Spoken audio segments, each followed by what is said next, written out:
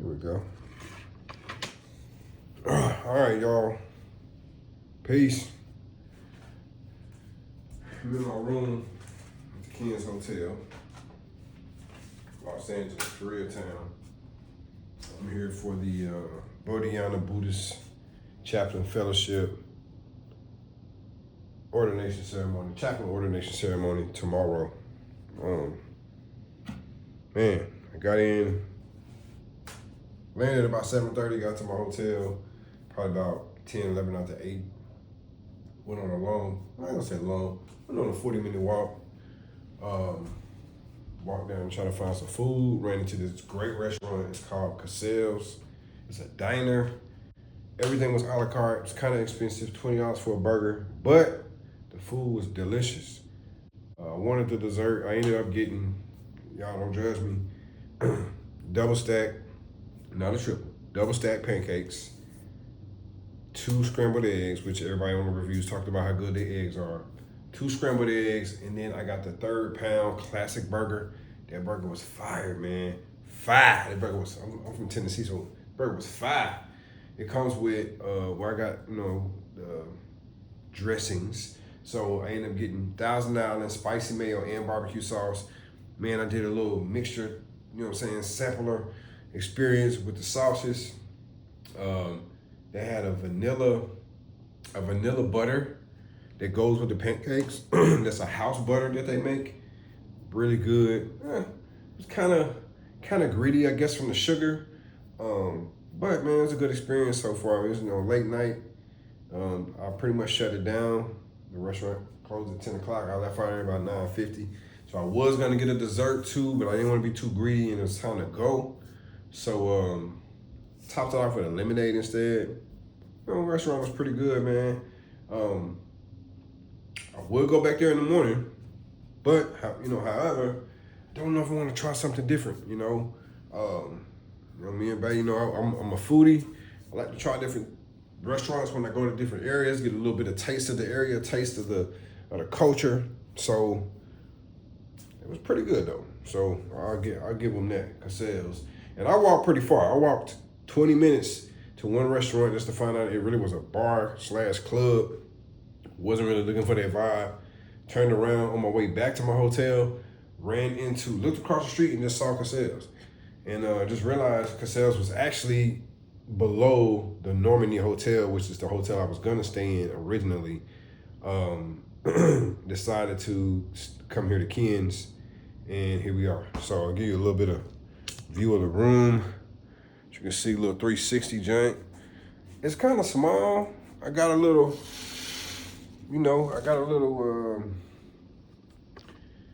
window street view situation going on right here. There's Korean barbecue spots everywhere. Korean barbecue spot across the street is called Woo Wang Woo. Woo Wang Woo. So we're gonna maybe try to roll over to Woo Wang Woo. It looks like a hot, or whatever they call it, like the hot plate restaurant where they, you get like sit at the table and they have the hot plate in front of you and your food cooks at the table there. That's pretty cool. We ate at one of those in Murfreesboro. It was all right. Not a huge fan of that, of the hot, but I think I made the right decision. The decision ended up being Mai Tai, which is right on the corner right here, and Cassell's. Mai Tai, according to the review, it said it was a decent, pretty much standard Thai restaurant. What you're gonna get when you go Thai: fried rice, curries, pad Thai. But I don't know, man. Maybe tomorrow we'll try Mai Tai, but I kind of feel bad about coming to Koreatown and not trying or not tasting a little bit of the Korean barbecue cuisine, man. So we're gonna see what it is, but give you a little bit more of a tour of the room. So, boom, the room here. Like I said, it's not much, man. It's a pretty small room. What you got there? So, little coffee bar here. You know what I'm saying? Nothing too crazy. Got a little, little artwork right here. The bathroom, looking at a little nice and clean though. That's what I give it, man. That's my thing. Cleanliness. That's it, man. I can't really do a hotel unless it's really spotless. Like I can't really do, affordable hotels, man. I need my room to be spotless. So, man, we're really just on this Air Force chaplaincy journey, man. This is where we are. So I started out my process when I first reached out to the Air Force, explained to them my theology, how my spirituality works, and how universal it is. And I originally was endorsed by the Unitarian Universalist Association as a Unitarian Universalist in the military. If you don't know what UU is, look it up. Go visit a UU church. Check them out. Go to a couple services and see what you think. But yeah, so originally endorsed by the Unitarian Universalists. And the thing about being a military chaplain is, which I'm in the chaplain candidate program. The thing about it is, a chaplain candidate, you basically have two bosses, right? So you're military officer. So in the Air Force, you're an Air Force officer first, and you're also a leader of your faith group. So, as a Unitarian Universalist, is the endorser.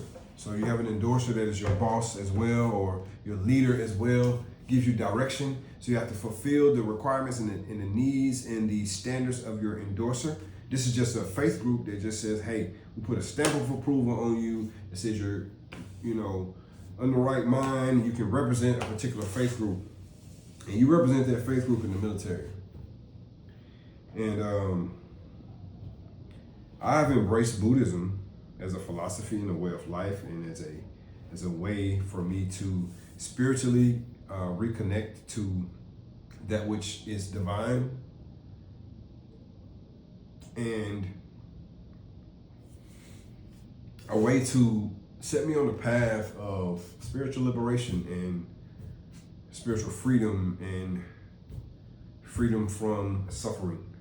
All right. And so as I've done that, there was somewhat of a difficulty because there was only one Buddhist endorser that the Department of Defense recognized, Buddhist Churches of America. I ended up running into a different organization, the Bodhiana Buddhist Chaplains Fellowship. And, the BBCF, they welcomed me in. They were, at the time, they were able to endorse VA chaplains.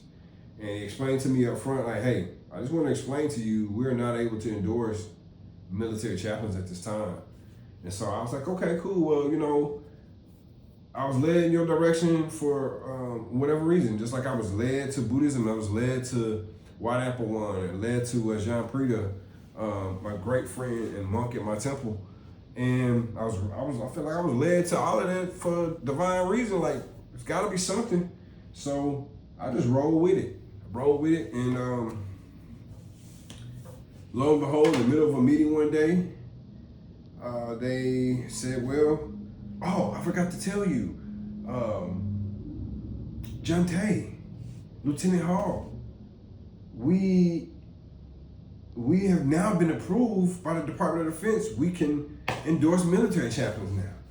And so, them being new to the game, it's a whole process of, there's two different types of endorsements you can get. You can get an endorsement as an aspirant or as a seminarian, a candidate for chaplaincy.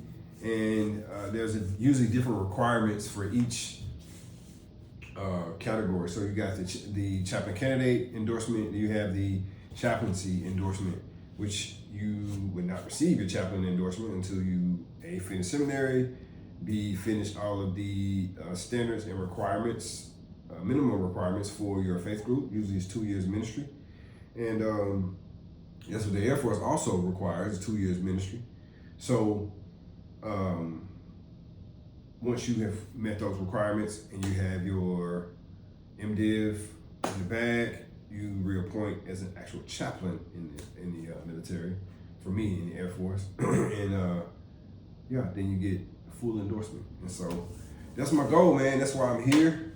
I signed up for the chaplaincy ordination program last year, and man, one thing just has just led to another.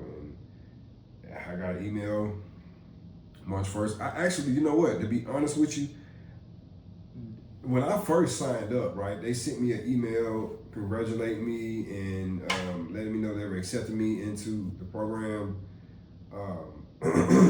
Gave me the requirements for me to be in the program, and I didn't even notice that they told me that next spring was the ordination ceremony, and I was not tracking. So I got an email March 1st saying, congratulations, your ordination ceremony, your ordination ritual is coming up this month on the 28th. And I was like, yo, okay, I guess we're going. So I called, said, hey, is there any way I can do this remotely? Because I live in Tennessee. I wasn't prepared to go to Los Angeles. I had no idea this thing was going to be in LA. So what can we do? He was like, well, you could wait a year, but we require 2 years of ministry, and well, that's just going to put you back another year. So I was like, okay, so I guess that short answer is no. There is no remote or distance option. We're flying to LA. So I called Southwest, and just so happened I had some flight credit, and utilized my flight credit to, I was about to say flight credit. My flight credit to get the tickets, flew out here, and here I am. And I got here tonight, 8 o'clock. I'm gonna be at the temple in the morning to do my ceremony. I'll get there at 8 o'clock, and starts at 9. And we'll do the ceremony.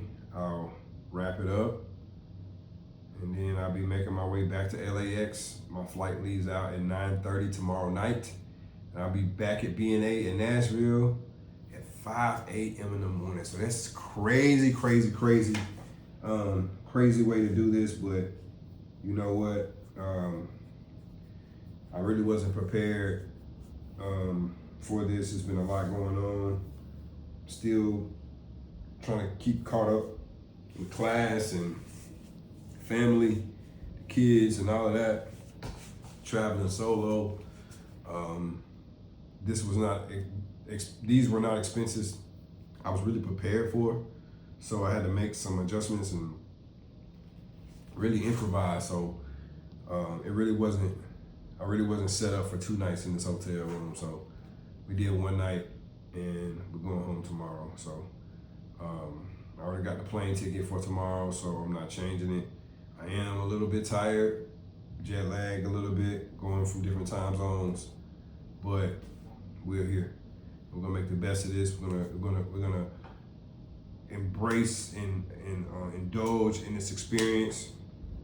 I'm happy to be here. I'm on my path. I'm on my journey, and this is what it is, you know. So,